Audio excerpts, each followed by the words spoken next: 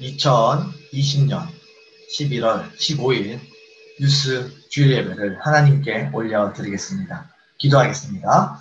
하나님 아버지 감사합니다. 사랑하는 친구들이 하나님께 예배하기 위하여서 이 자리에 모이게 하신 것을 감사합니다. 하나님 어디에서 예배하든지 하나님께 참된 예배를 드릴 수 있도록 축복하여 주옵소서.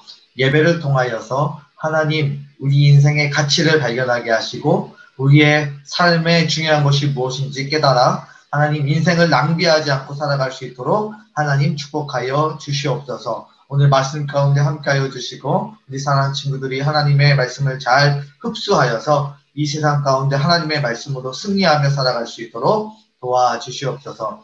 코로나 바이러스가 확산되는 가운데 있지만 우리 사랑하는 친구들을 하나님께서 눈동자 같이 지켜 보호해 주실 뿐만 아니라 또 열심히 공부하는 가운데서도 하나님께서 지혜를 더하여 주시어서 이 시대 가운데 전문적인 실력과 능력을 겸비하여 하나님께 영광이 되어질 뿐만 아니라 이 세상을 하나님의 나라로 아름답게 만들어가는 데 사용될 수 있도록 하나님 축복하여 주시옵소서. 감사드리며 예수님의 이름으로 기도드립니다. 아멘.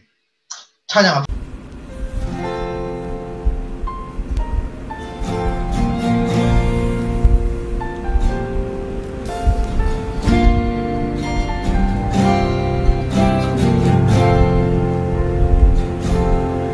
주가 보이신 생명의 길, 나 주님과 함께 상한 마음을 들이며 주님 앞에 나가리. 나의 의로움이 되신 주, 그 이름 예수. 나의 길이 되신 이름 예수. 주가 보이신 생명의 길, 나 주님과 함께 상한 마음을 들이며 주님 앞에 나가리. 나의 의로움이 되신 주, 그 이름 예수. 나의 길이 되신 이름 예수. 나의 길 오직 그가 아시나니. 나를 단련하신 후에 내가 정금같이 나오리라. 주가 보이신 생명의 길, 주가 보이신 생명의 길, 나 주님과 함께 상한 마음을 들이며 주님 앞에 나가리. 나의 의로움이 되신 주, 그 이름 예수. 나의 길이 되신 이름 예수. 나의 길 오직 그가 아시나니. 나를 단련하신 후에 내가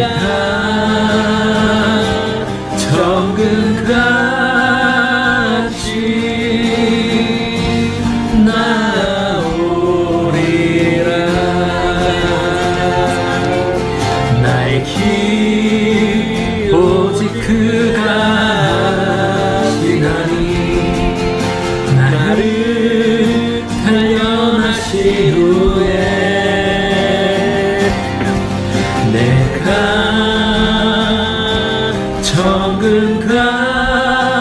정금같이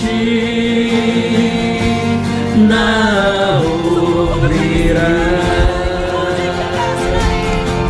나의 길 오직 그가 아시나니. 나를 단련하신 후에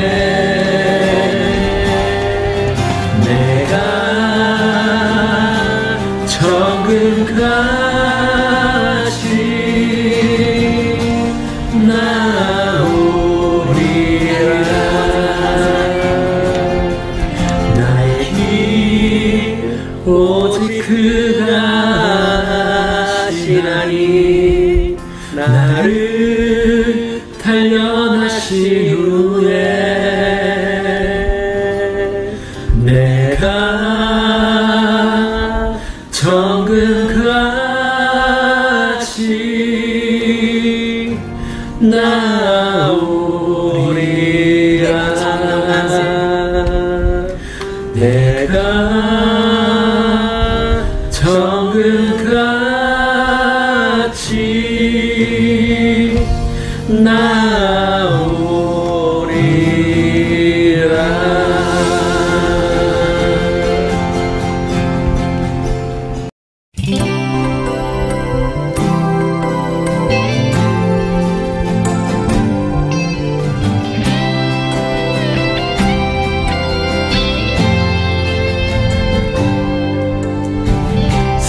사랑하는 나의 아버지,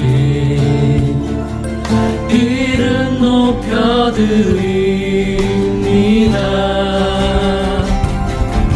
주의 나라 찬양 속에 임하시니 능력에 주께 찬송하네.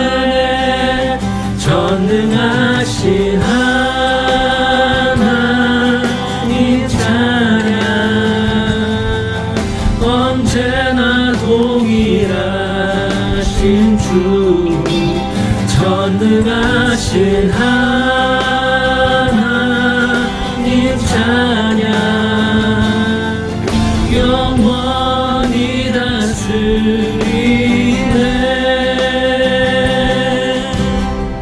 사랑하는 나의 아버지, 이름 높여드립니다.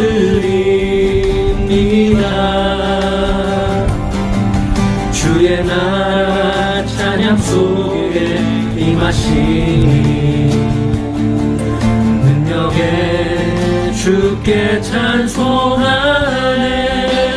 전능하신 하나님 찬양, 언제나 동일하신 주, 전능하신 하나님 찬양, 영원히 다스리네. 나 주의 이름 높이리, 나 주의 이름 높이리. 하늘 높이 올린 깃발처럼 주의 이름 높이리. 전능하신 하나님 찬양, 언제나 동일하신 주, 전능하신 하나님 찬양, 영원히 다스리네. 전능하신 하나님 찬양, 언제나 동일하신 주, 전능하신 하나님 찬양, 영원히 다스리네. 영원히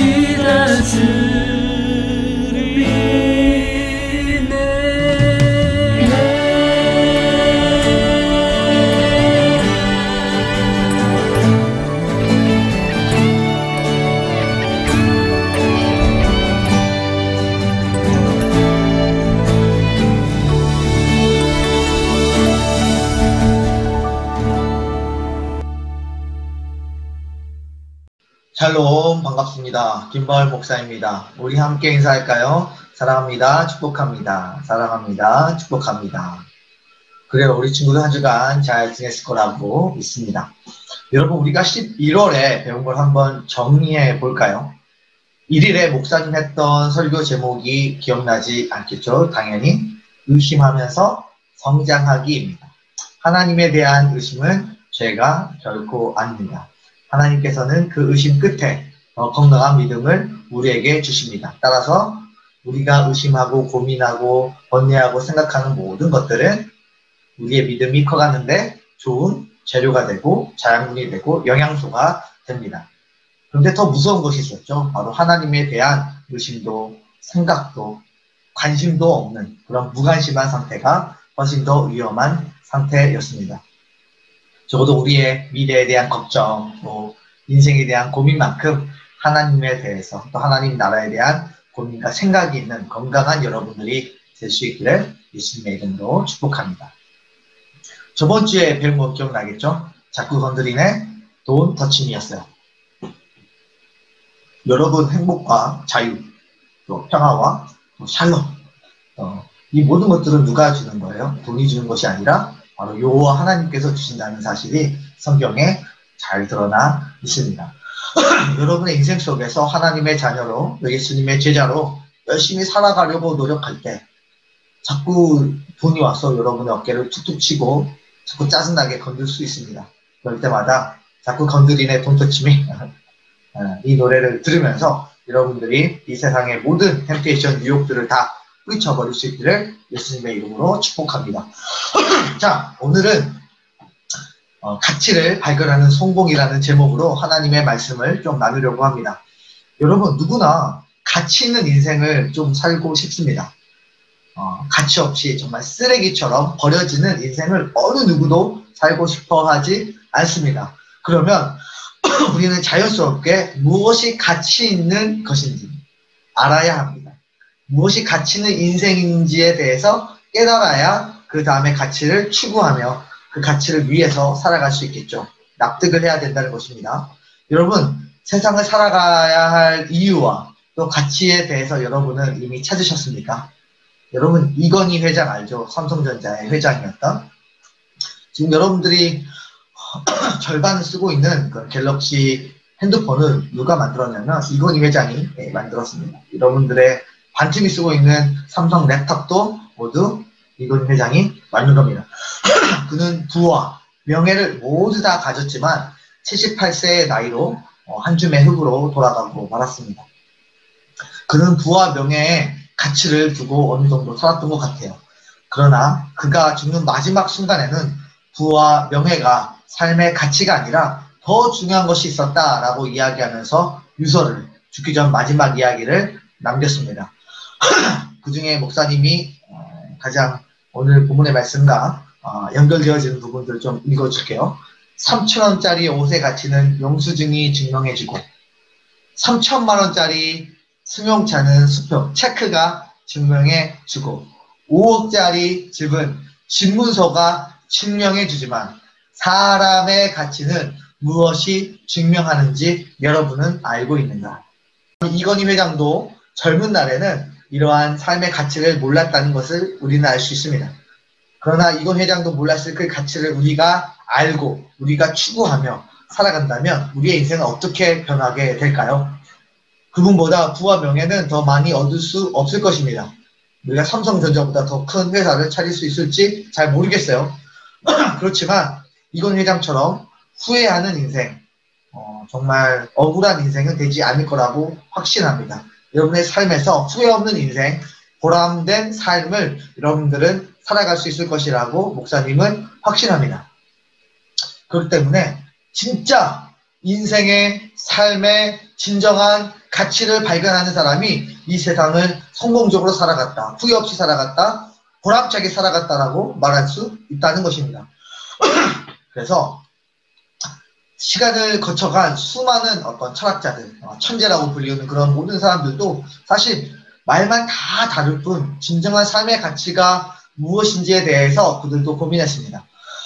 내가 사는 목적이 도대체 무엇인가? 나는 도대체 무엇을 위해서 살아가고 있는가? 나는 어떻게 살아야 정말 후회 없이 살아갈 수 있을까? 그들도 끊임없이 찾아보았고 또 찾아서 그렇게 살아보려고 애타게 노력했습니다.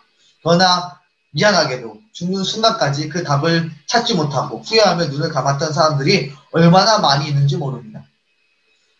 아마 여러분 중에서도 인생의 참된 가치를 찾지 못했다면, 이 답이 무엇인지 알지 못한다면 오늘 하루 죽지 못해 인생을 살아가게 되고요. 오늘 하루 정말 귀중한데 낭비하면서 우리의 시간들을 보내게 될 것이고요. 오늘 하루 살아가지만 아무런 의욕 없이 하루하루 살다가 죽기 전에 후회하면서 눈을 감을 수도 있다는 사실들이 목사님을 굉장히 당황하게 만들고 걱정되게 만들고 있습니다. 사실 이뿐만 아닙니다. 문제는 이게 아니에요. 인생의 삶의 가치를 잘 이해하지 못하는 사람들은 정말 무서운 세상을 만든다는 것에 있습니다.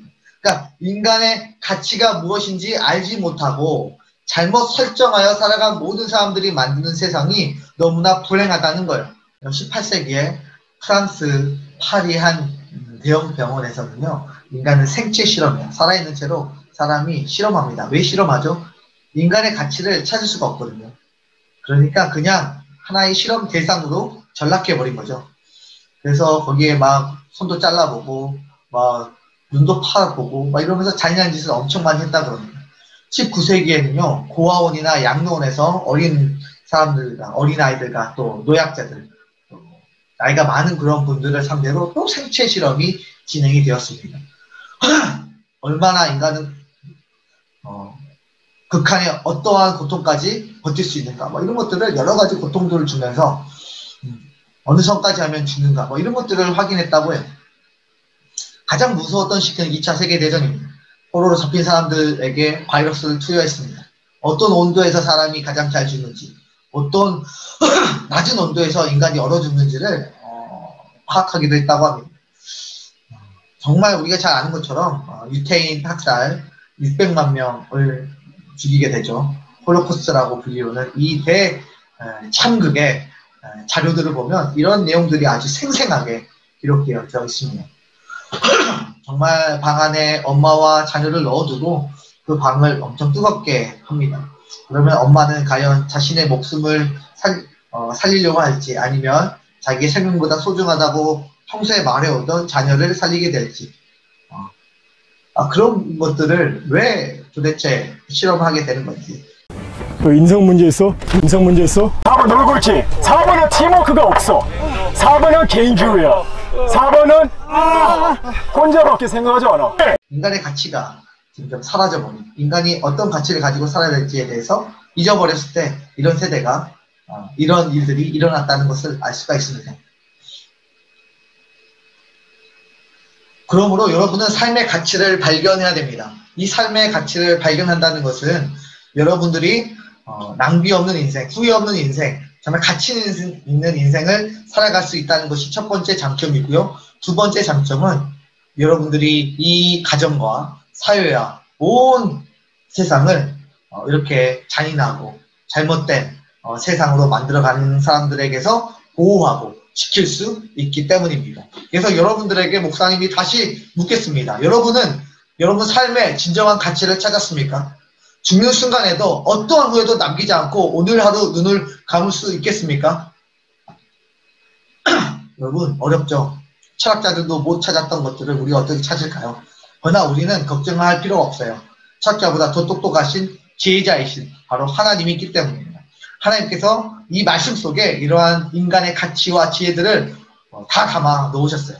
그리고 우리를 창조하신 분이 하나님이시기 때문에 인간의 가치에 대해서 누구보다 잘 알고 우리에게 주신 분이 하나님이시라는 것을 우리는 알 수 있죠. 그렇기 때문에 우리가 말씀을 통하여서 오늘 우리의 가치, 삶의 가치를 함께 찾고 공유해 보려고 합니다. 한번 하나님이 주신 인간의 가치를 찾아보는 시간을 갖도록 하겠습니다. 자, 사다리 먼저 타보겠습니다. 자, 먼저 서셈반부터 4장 9절부터 11절까지의 말씀입니다.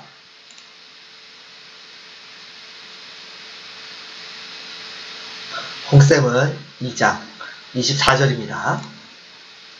우리 메이쌤반은 4장 9절부터 11절까지의 말씀입니다. 목사님이 나눈 거 아닙니다. 9장 9절입니다. 낯선 바는. 종이센 바는 2장 22절이고요. 마지막 최부장님 반은 자연스럽게 9장 9절이 되도록 됩니다. 여러분들이 여기서 하나님 주신 인간의 가치를 찾고 만날 수 있기를 바랍니다. 모두 줌으로 접속해 주시길 바라요.